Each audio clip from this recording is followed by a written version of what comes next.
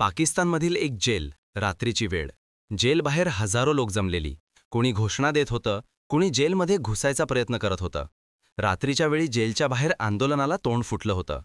आंदोलन करणाऱ्या लोकांची मागणी होती, जेलमध्ये असलेल्या आमच्या नेत्याला भेटू द्या. पण जेलच्या बाहेर तैनात असलेले गार्ड्स भेटू देणार नाही या भूमिकेवर ठाम होते. बघता बघता वातावरण तापलं आणि जमाव हिंसक झाला. अतिरिक्त फोर्स मागवण्यात आला. आंदोलकांना रोखण्यात आलं. रावळपिंडीमधल्या आधियाला जेलबाहेर काय घडतंय याची चर्चा सगळ्या पाकिस्तानात होऊ लागली. या आंदोलकांचा जेलमध्ये असलेला नेता इम्रान खान, पाकिस्तानचे माजी पंतप्रधान, वर्ल्ड कप विनिंग कॅप्टन आणि पाकिस्तानातल्या विरोधी पक्षांचा प्रमुख चेहरा इम्रान खान मागच्या 2 वर्षांपासून जेलमध्ये आहेत. जेलमधून त्यांनी लिहिलेली पत्र, त्यांनी समर्थकांना दिलेली आंदोलनाची हाक याबद्दल नेहमी चर्चा होत असते. पण सध्या चर्चा आहे इम्रान खान यांच्या हत्येची, जेलमध्ये झालेल्या हत्येची. रावळपिंडीच्या जेलमध्ये इम्रान खान यांच्यासोबत काय घडले, मृत्यूच्या चर्चा का सुरू झाल्यात, गूढ नेमका आहे काय, तेच सांगणारी ही स्टोरी. नमस्कार, मी कुणाल पाटील आणि तुम्ही पाहताय नेमका मुद्दा काय. इम्रान खान यांची जेलमध्ये हत्या झाल्याचा दावा करण्यात येतोय अफगाणी मीडियाकडून. अफगाणिस्तान टाइम्स नावाचं एक स्वतंत्र इंग्लिश वृत्तपत्र आहे. या वृत्तपत्राने दावा केलाय की इम्रान खान यांची जेलमध्ये गूढ पद्धतीने हत्या झालीय. त्यांची हत्या करून मृतदेह जेल बाहेर हलवण्यात आलाय. पाकिस्तानातल्या एका विश्वासार्ह सूत्रानं ही माहिती दिल्याचं त्यांचं म्हणणं आहे. अफगाणिस्तान टाइम्सच्या दाव्यानंतर अफगाणिस्तानातल्या अनेक सोशल मीडिया अकाउंट्सनंही अशाच प्रकारचे दावे करायला सुरुवात केली. त्यातल्या काहींनी इम्रान खान यांना विष देऊन खून करण्यात आल्याचं म्हणलंय. अफगाणिस्तान टाइम्सच्या बातमीनंतर अफगाणिस्तान डिफेन्स नावाच्या सोशल मीडिया अकाउंटवरून दावा करण्यात आला की इम्रान खान यांची 17 दिवसांपूर्वी जेलमध्ये हत्या झालीय. पाकिस्तानी लष्कराच्या एका सूत्रानं नाव न सांगण्याच्या अटीवर ही माहिती आपल्याला दिल्याचं त्यांचं म्हणणं आहे. स्वयंघोषित स्वतंत्र देश बल्चिस्तानच्या परराष्ट्र मंत्रालयाकडूनही हाच दावा करण्यात आलाय. त्यांनी आपल्या सोशल मीडिया पोस्टमध्ये म्हटलंय की बऱ्याच काळापासून पाकिस्तानच्या पंजाबमधल्या तुरुंगात असलेल्या इम्रान खान यांची हत्या झालीय. त्यांच्या हत्येचा कट पाकिस्तानचे फील्ड मार्शल असीम मुनीर आणि ISIने रचलाय. अफगाण मीडियाच्या दाव्याला बळ देणारी घटना 25 नोव्हेंबरला घडली. मंगळवारी रात्री रावळपिंडीतल्या आधियाला तुरुंगाबाहेर इम्रान खान यांचे समर्थक मोठ्या संख्येने जमले. याच तुरुंगात इम्रान खान यांना ठेवण्यात आले. तिथे जमलेल्या समर्थकांनी पाकिस्तान सरकार आणि लष्कराविरुद्ध प्रचंड घोषणाबाजी केली. या आंदोलनाचे अनेक व्हिडिओ सोशल मीडियावर व्हायरल झाले. इम्रान खान यांचा पक्ष पाकिस्तान तेहरी इन्साफ अर्थात PTI च्या म्हणण्यानुसार आपल्या पक्षाचे नेते इम्रान खान यांच्या बहिणी त्यांना भेटण्याचा वारंवार प्रयत्न करतायत, पण गेल्या 3 आठवड्यांपासून त्यांना भेटू दिलं जात नाहीये. इम्रान खान यांचे समर्थक आणि त्यांच्या 3 बहिणी नुरीन खान, अलिमा खान आणि उस्मा खान तुरुंगाबाहेर आंदोलन करत होत्या. तेव्हा पोलिसांनी त्यांना प्रचंड मारहाण केली. या सगळ्या प्रकरणाची निष्पक्ष चौकशी झालीच पाहिजे अशी मागणी PTIनं केली आहे. या घटनेवरून इम्रान खान यांची बहीण नुरीन यांनी पंजाब पोलिसांचे प्रमुख उस्मान अनवर यांना एक पत्र लिहिलंय. या पत्रात त्यांनी म्हटलंय की आम्हाला आणि आमच्या समर्थकांना विनाकारण मारहाण करण्यात आली. आम्हाला इम्रान यांच्या प्रकृतीची चिंता आहे, त्यामुळे आम्ही निदर्शनं करत होतो. ती शांततेत सुरू होती.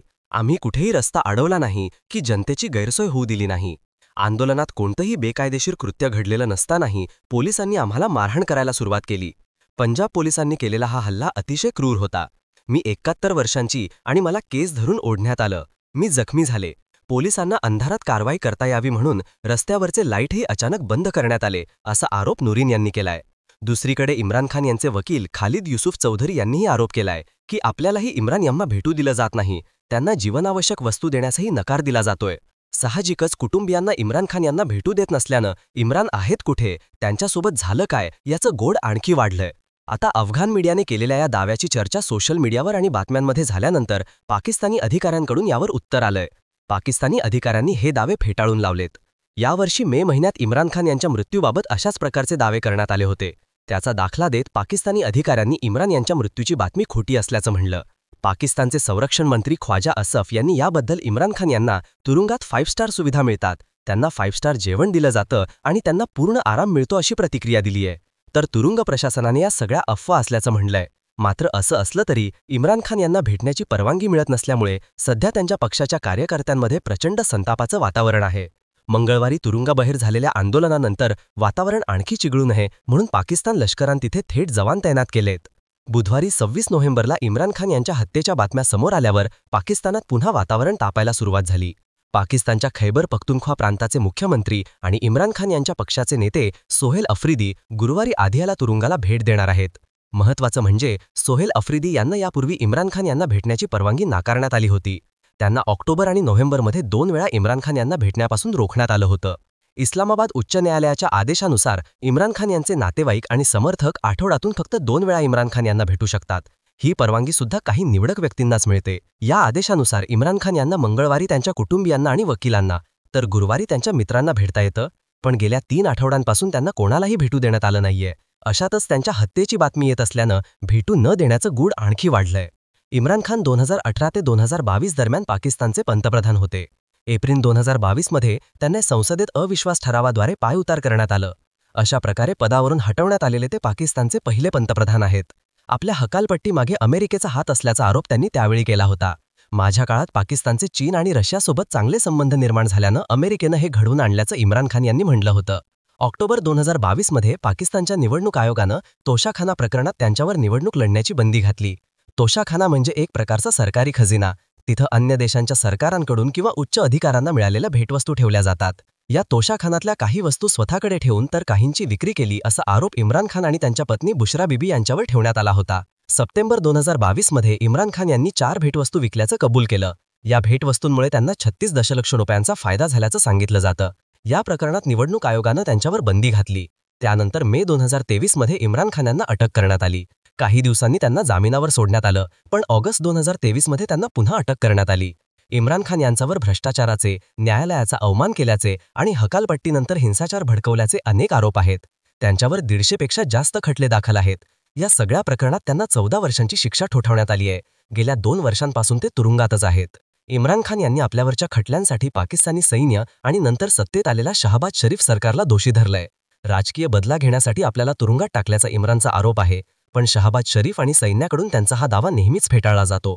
आता इम्रान खान यांची तुरुंगात हत्या झाल्याचा दावा करण्यात आल्यानंतर त्यांची अटक आणि जेलमध्ये राहणं पुन्हा चर्चेत आलंय.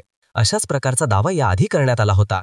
मात्र आता 3 आठवड्यांपासून इम्रान यांना कोणालाही भेटू दिलं जात नसल्यामुळे त्यांच्या मृत्यूचा दावा खरा असू शकतो, ही चर्चा सगळ्या पाकिस्तानात सुरू आहे. इम्रान खान यांच्याबाबत लवकर अपडेट मिळाली नाही, त्यांना भेटू दिलं नाही तर त्यांच्या पक्षाचे समर्थक आक्रमक होऊन परिस्थिती नियंत्रणाबाहेर जाऊ शकते, ही भीती पाकिस्तान सरकारला सुद्धा आहे. त्यामुळे इम्रान खान यांच्याबाबत काय माहिती समोर येते हे पाहणं महत्त्वाचं असेल, कारण त्यावर पाकिस्तानचं पुढचं सत्ताकारण अवलंबून आहे. तुम्हाला या सगळ्याबद्दल काय वाटतं? तुमची मतं आणि प्रतिक्रिया कमेंट करून नक्की सांगा. आणि माहितीपूर्ण व्हिडिओज पाहण्यासाठी नेमका मुद्दा काय YouTube चॅनलला सबस्क्राईब